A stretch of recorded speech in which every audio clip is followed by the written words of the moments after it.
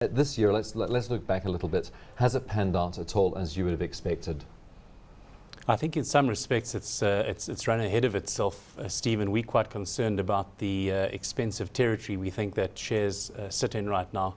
The market seems to have no end. It seems to have an appetite, but it is finding sort of resistance.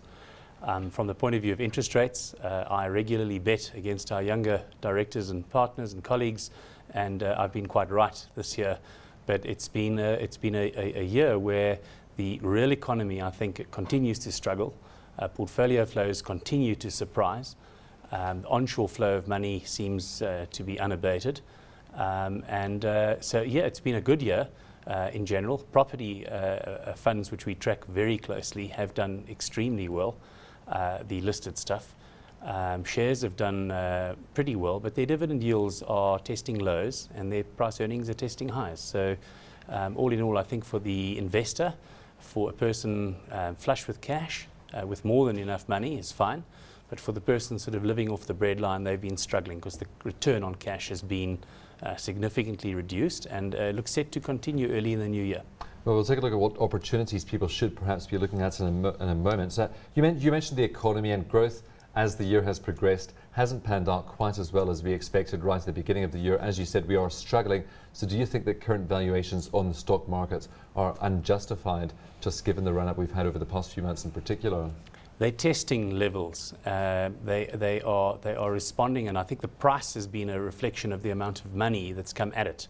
It's a supply and offshore demand. Money you were talking about. It's a supply and demand market, and I think that it's taking brave money managers that have taken a more cautious view on things to stick to their guns and stay out of the market as it's continued to reach these levels where people are now saying, when is it going to go through the recent 3 year ago high, not if. It's kind of almost a discounted reality, and we're not sure that that's true at all. So we're staying quite defensive. How about unit trusts? Have they been staying defensive in a market like this? Have they been fully exposed to equities in your view, or have they missed out on the run that we've seen over the past few months? I think that certain of the big value guys have missed out on the run. Some of the more aggressive and less more generalist managers have had a tremendous run. They appear to have all gone. All of the major guys that we really hold store in have gone quite defensive. The guys that went aggressively into the market when the market hit lows have done exceptionally well. The more conservative have not.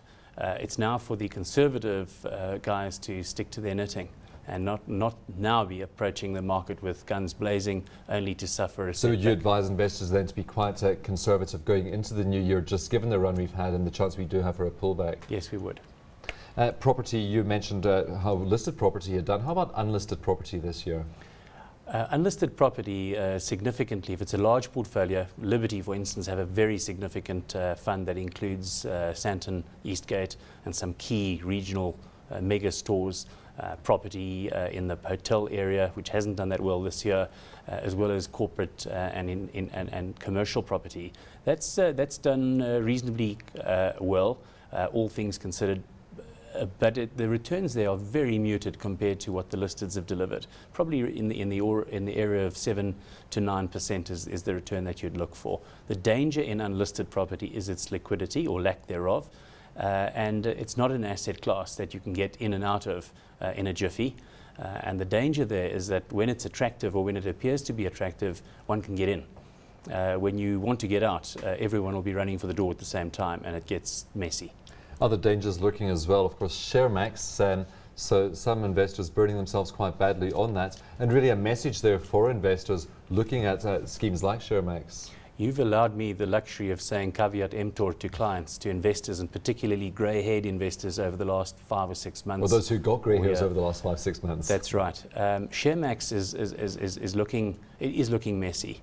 There is an attorney that represents a sort of almost a class of investor. He hasn't quite sort of shared the great detail of that.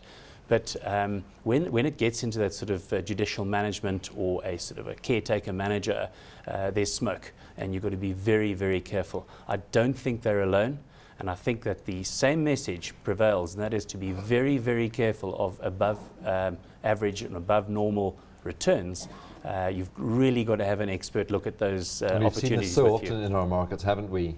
Also with the Tannenbaum scheme. It's a theme. That was affinity. I call that affinity fraud, where because he's in, I'll go in. And some very senior people in the markets were duped into investing in those sorts of things. You see it, and you sort of see these abnormal returns on offer, and it does appear to be attractive, whilst just behind the facade is disaster looming. So it has been a recurrent theme. It started in South Africa with the master bond debacle many years ago. Some of the current ones, I think, are going to dwarf that. Mike, what would you be putting in a Christmas stocking for a conservative investor, balanced investor, or an aggressive investor? What should be going in that stocking? Well, in a cautious or conservative portfolio, we'd certainly be risk averse. The market is testy. The yield, the return, the reward that you will get out of dividends is not assured, and that which is going to be paid is going to be at a lower level than we used to on average. Dividend yields around 2% as opposed to maybe 3.5%. It does make a difference, because you can get 4 or 5% on a cautious, not high worth portfolio without net of tax.